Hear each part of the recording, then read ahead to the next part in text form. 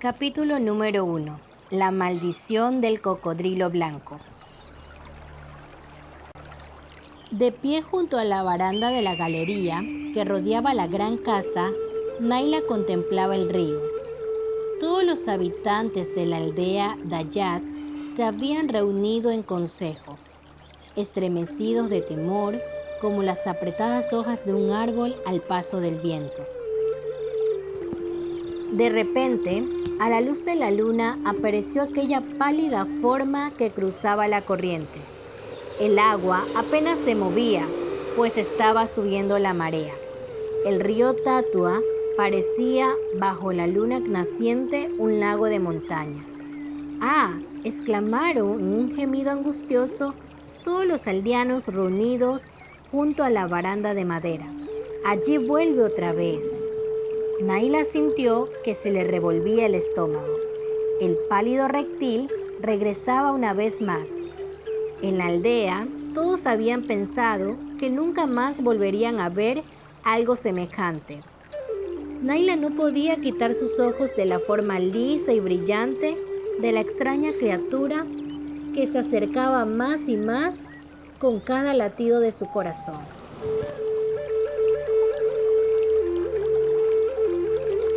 El monstruo se venía deslizando precisamente por el arroyo que corría al pie de la casa grande, del mismo modo en que lo había hecho las 2 noches anteriores. ¿Qué podía buscar semejante cocodrilo en esa pequeña corriente? El arroyo era apenas lo suficientemente ancho como para que pudiera darse vuelta en él, y el agua estaba barrosa y sucia por causa de los desperdicios que se arrojaban y de los cerdos de la aldea que se revolcaban en su lecho. ¿Qué atractivo podría haber allí para cualquier cocodrilo? ¿Y quién había visto jamás uno de un color tan claro? Todos los cocodrilos del río eran oscuros, casi como el fango que bordeaba los arroyos de la selva. Pero este era de color leonado, casi blanco. Ninguno de los habitantes del lugar lo habían visto antes de las últimas 2 noches. Naila sabía que el río Tatua era ancho y que tenía muchos kilómetros de longitud, pero nadie había mencionado jamás algo acerca de un cocodrilo como ese en todas las poblaciones próximas al río. ¿Cómo pudo haber entrado en él? ¿Dónde se habría ocultado todo ese tiempo? ¿Cómo podría haber crecido hasta alcanzar un tamaño tan grande sin que la gente lo hubiera visto? Sin duda debía de tener bastante edad. El cocodrilo había alcanzado la boca del arroyo y con un gracioso movimiento de su cola se deslizó por el canal de esa corriente menor, deteniéndose en su lecho como si hubiera arribado a un refugio familiar, a un lugar en el que se sintiera como en su casa. El gigante blanco había venido otra vez, anunció a su pueblo el jefe Ladad, y su voz, aunque recia, tembló un poco.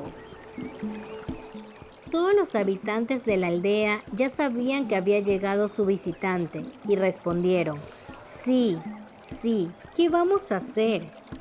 Debemos reunirnos en consejo y decidir, anunció el jefe. Malid, vas a necesitar tus sortilegios más poderosos. Trae todos tus amuletos. Malid, el hechicero, corrió hacia su habitación, situada en la casa grande, en tanto que las mujeres encendían lámparas de aceite de coco y las colocaban en el piso de la galería interior. Luego los hombres se ubicaron en círculo, mientras que las mujeres y los niños se sentaban detrás de ellos, en las profundas sombras que se extendían más allá del anillo de luz. Naila, hija única del jefe, se sentó con su madre y con Gilead, su hermano menor, y observó al hechicero cuando regresó con su canasta de amuletos. La niña prestó atención a cada palabra que pronunciaron los hombres. Jefe Ladad, comenzó el hechicero. En nuestra aldea hay una maldición. No es una criatura común la que ha venido estas 3 noches a nuestro arroyo. Debe de ser un espíritu que ha tomado la forma de un cocodrilo, y descubriremos por qué razón viene aquí y qué castigo quiere traer sobre nosotros. Uno tras otro, los hombres hablaron de las malas obras que se habían cometido en la aldea de Ladad. Casi cada uno podía recordar algo malo que hubieran hecho a sus vecinos, y unos pocos confesaron que habían tenido sueños feos y que no habían hecho nada para contrarrestar su efecto. Debían haber descolgado los racimos de cabezas que colgaban frente a las puertas de la casa grande. Debían haberlas alimentado y haberles dirigido palabras agradables. Pero el arroz escaseaba ese año y parecía que no alcanzaría para alimentar siquiera a los vivos. Mientras proseguía la conversación, el brujo desparramó sus amuletos en medio del círculo y se preparó para echar suerte a fin de descubrir cuál de las familias de la aldea era la culpable de esa terrible amenaza del cocodrilo blanco. Malit sacudió su racimo de semillas y huesos pulidos, agitó el cráneo de un mono y un pequeño cocodrilo seco, que eran sus talismanes preferidos, mientras todo el tiempo murmuraba conjuros dirigidos a los espíritus, rogándoles que indicaran qué familia del pueblo de Ladad era la responsable. Finalmente enunció una orden a uno de los hombres que descendió corriendo la escalera de troncos tallados que unía la galería con el suelo. El cacareo de gallinas asustadas perturbó por unos momentos la tranquilidad de aquella noche solemne. Luego, el hombre volvió saltando a la galería con un gallo de largas patas que luchaba por liberarse. Mientras seguía agitando los amuletos y suplicando, casi exigiendo a los espíritus, el hechicero revolvió el gallo por el aire y con un rápido y diestro movimiento tomó el cuchillo que llevaba en la cintura y le cortó la cabeza. Luego lo abrió y le examinó el hígado, en tanto que todos los hombres se arremolinaban a su alrededor. Por fin agitó sus manos ensangrentadas sobre el aterrado grupo y dijo: «Los espíritus han hablado. Los anuncios son claros. La familia de Ladad, el jefe, es la que ha hecho el mal. Es la culpable de las visitas del cocodrilo blanco. Habrá problemas, habrá dolor, habrá aflicción». Las palabras finales del hechicero casi se perdieron entre el estallido de lamentos de las mujeres. El jefe inclinó su cabeza, conmovido más allá de toda descripción, quedó en silencio durante un largo rato, mientras que el grupo se tranquilizaba y se sentaba expectante.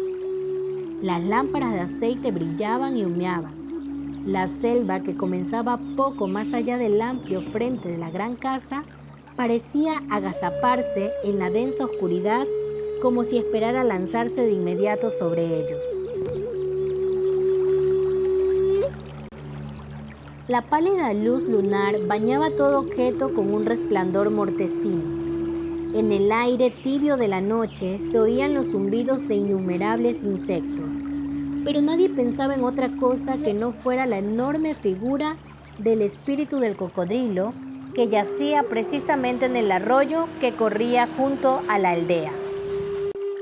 Nadie puso en tela de juicio la palabra o la decisión del brujo. Los encantamientos que empleaban eran aquellos en los cuales la gente de la aldea había confiado durante generaciones, durante tanto tiempo como cualquiera de los nativos pudiera recordar. El padre de Malit había sido hechicero antes que él, y los amuletos habían pasado de padre a hijo. La madre de Malit vivía aún, y era figura prominente de la adoración de los espíritus. Naila sintió que un temor agónico surgía en su interior, y cuando el brazo de su madre la rodeó, la jovencita ocultó el rostro en su hombro y sollozó quedamente. ¿Qué mal podría haber cometido sus padres? En todo el mundo no había nadie a quien Naila amara más que a su padre. Lo contempló vestido con su nuevo taparrabo rojo, con su espeso cabello negro entretejido en un largo lazo en la parte posterior de su cabeza, en tanto que sobre sus ojos pendían los mechones de un largo flequillo. Tenía la cabeza inclinada sobre el pecho y el cuerpo doblado, como si llevara una carga demasiado pesada para sostener. Al cabo de unos momentos, el jefe irguió la cabeza y habló. Pueblo mío, los amuletos y encantamientos han descubierto la verdad. Ciertamente es mi familia la que ha traído este gran peligro sobre nuestra aldea. Todos ustedes recuerdan que el antiguo jefe, mi padre, hace muchos años robó a una muchacha Cayán, las gentes que viven río arriba. Los hombres de mi padre consiguieron muchas cabezas en aquella acción, pero mi padre salvó a aquella muchacha porque era muy hermosa. La trajo a nuestra aldea y cuando creció la dio como esposa a Itot, el jactancioso. Itot la maltrató y la descuidó. Una mañana la hallamos muerta en el arroyo que corre junto a nuestra aldea. Al jefe le tembló la voz entonces. Malit continuó la historia. Así es, y ese mismo día murió nuestro anterior jefe, lo recuerdo muy bien. Y también ese mismo día nació Naila, la hija de Ladad. Un murmullo de asombro y pesar se extendió por todo el pueblo, y algunas de las mujeres comenzaron a balancearse hacia atrás y hacia adelante, y a gemir como lo hacían siempre que estaban afligidas por los enfermos o por los muertos. Naila oyó su nombre y se enderezó. Un negro velo de terror parecía apartarla de todos los que la hallaban en la galería. Había nacido el mismo día en que se produjo ese terrible hecho. ¿Qué podía significar eso? Prestó atención a las siguientes palabras del brujo. Ahora les comunicaré lo que han dicho los encantamientos. Los ojos de Malit, pequeños y muy juntos, relumbraron cuando contempló a la compañía. Naila estaba segura de que la estaba buscando a ella. Se agachó aún más entre las sombras. Los encantamientos han declarado que el espíritu de la muchacha Cayán vive en ese cocodrilo blanco. Ha vuelto al lugar donde murió y ha vuelto para castigar. ¿Y si todos permanecemos lejos del arroyo, qué puede hacernos el cocodrilo?, inquirió ingenuamente uno de los hombres. Tonto, replicó Malit. Este cocodrilo es un espíritu. Tiene poder para traer enfermedad a la aldea, para destruir los cultivos de arroz y para producir toda clase de mala suerte. No se queda siempre en el arroyo. ¿Quién sabe lo que hace cuando se va por el río? Cada dayat que se hallaba en la galería parecía hundirse más y más en el desánimo. Por fin, Ladad, el jefe, retomó la palabra. ¿Qué podemos hacer para apartar esa maldición de aquí? ¿No puedes hacer algún encantamiento poderoso y echar de aquí al cocodrilo? Tú también te olvidas de que ese cocodrilo es un espíritu, se burló Malit. El jefe tendrá que hacer un gran sacrificio. Puesto que la hija del jefe nació el mismo día en que murió la joven Cayán, indudablemente la maldición recae sobre ella. El rostro del brujo pareció iluminarse ante su descubrimiento. Sí, podemos darlo por seguro. La maldición está dirigida contra la hija del jefe.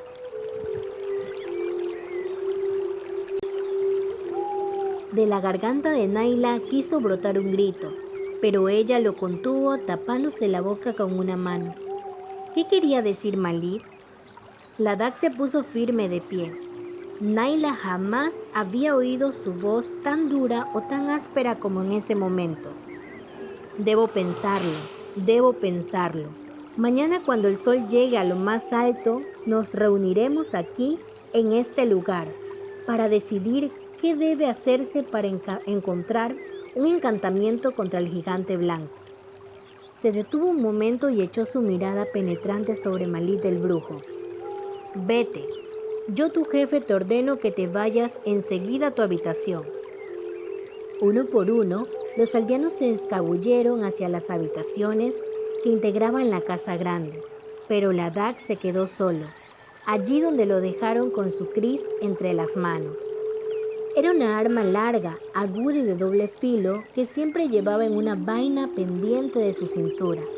Balanceaba su cris con la mano mientras deslizaba cautelosamente sus dedos sobre el filo. Naila se levantó suavemente y quedó de pie a su lado, en un tenso silencio. La daga la condujo hasta la baranda de la galería. La luna estaba alta en el cielo y su luz espectral se extendía sobre la selva, el río y el arroyuelo que corría junto a la casa. La pequeña corriente no se hallaba a más de 10 pasos de la escalera de troncos que unía el piso de la galería con la tierra en la parte posterior de la casa. La forma blanca y larga del espíritu cocodrilo lucía húmeda a la luz de la luna. Naila sabía en qué estaba pensando su padre. No, padre mío. ¿Cuándo un hombre solo se ha atrevido a salir de noche para dar muerte a un cocodrilo como ese? No debes pensar en eso. Este cocodrilo es un espíritu. Tu Cris seguramente no podrá hacer nada contra él. Con un profundo suspiro, Ladad, el jefe, metió su Cris en la vaina. Tienes razón, hija mía. Debemos buscar otro modo, un modo mejor. No es nuestra costumbre matar a ningún cocodrilo a menos que primero se haya apoderado de alguien de nuestro pueblo. No sería bueno romper con la costumbre. Entonces, mientras permanecía de pie observando, la enorme criatura se dio vuelta en el angosto lecho de la corriente y se deslizó airosamente hacia el río Tatua. Los rayos de la luna recortaron su blanca figura.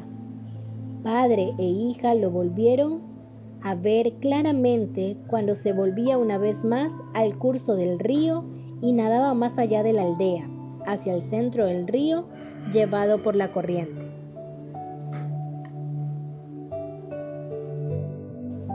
¿Supones que tendrá su guarida como los demás cocodrilos?, preguntó Naila. ¿Quién sabe?, gimió Ladad. ¿Quién sabe? Es un cocodrilo espíritu. No existe ninguna revelación de lo que pueda tener en ese río. Sobre mí pesa esa maldición. ¿No es verdad, padre?, preguntó Naila. Eso es lo que dijo Malit. ¿Y qué quiere decir eso? Naila sintió que la mano de su padre temblaba, aun cuando había estrechado la suya en un firme y cálido apretón. ¿Significa que el cocodrilo ha venido a buscarme a mí? Ladad pasó la vista sobre su hija y aún a la tenue luz de la luna, Naila pudo ver la agonía que reflejaba el rostro de su padre. No te ocurrirá nada, hija mía. Mañana nos reuniremos en consejo y trazaremos planes. Debe de haber algún modo de alejar esta maldición. Quizás el cocodrilo no vuelva más. Naila se dirigió a la habitación de sus padres, que era la primera de la gran casa y la más cercana al río. Se acostó sobre su estera, pero el sueño no llegaba. Prestó atención, esperando oír entrar a su padre, pero no se produjo ningún ruido, ninguna señal. Por fin se dirigió hacia la puerta y escudriñó la oscuridad. Una elevada figura se paseaba a lo largo de la galería. Naila sabía que su padre estaba pensando, planeando, tratando de descubrir algún modo de librar a la aldea de la amenaza que constituía el cocodrilo blanco y de salvar a su hija de la maldición de la muchacha Callá. Consolada, Naila volvió a acostarse y a una hora muy tardía quedó media dormida. Mientras dormía, soñó que estaba de pie en la ribera del arroyito y que tenía en sus manos una porción de arroz cocido. Ante ella, a la luz de la luna, yacía el gran cocodrilo, que dirigía su cabeza hacia la selva. Naila en su sueño acercó la porción del arroz y la puso cerca de las grandes mandíbulas del cocodrilo. Entonces la enorme criatura se volvió hacia ella en el angosto lecho de la corriente. Sus ojos globosos parecían escudriñar a Naila a través de las tinieblas, pero no demostraban hostilidad. Con un único movimiento, el animal se tragó la porción de arroz y entonces, girando sobre sí mismo, se escurrió nuevamente en el río. La niña se despertó con un suspiro de alivio y vio que el sol estaba asomando por la ventana. Su padre y su madre ya habían abandonado las esteras de dormir, pero Gilit aún dormía. Oyó que afuera las mujeres subían y bajaban por la escalera de troncos trayendo agua fresca para preparar el desayuno. Docenas de gallinas se arremolinaban bajo la casa y todos los perros de la aldea ladraban como lo hacían siempre para dar la bienvenida al nuevo día. En ese momento Naila recordó todos los hechos ocurridos la noche anterior y todo su gozo se desvaneció. Por primera vez en sus 13 años de vida estaba triste por la llegada de otro día. En la gran casa de la Hadad habían 21 puertas, alrededor de unas 100 personas vivían bajo el mismo techo. Naila había nacido allí y era la hija del jefe, pero seguramente en esos momentos no debía de haber en su aldea o en cualquier otra persona tan desdichada como ella, maldita desde el día de su nacimiento, y nadie había pensado jamás en semejante cosa hasta el día en que apareció ese terrible reptil.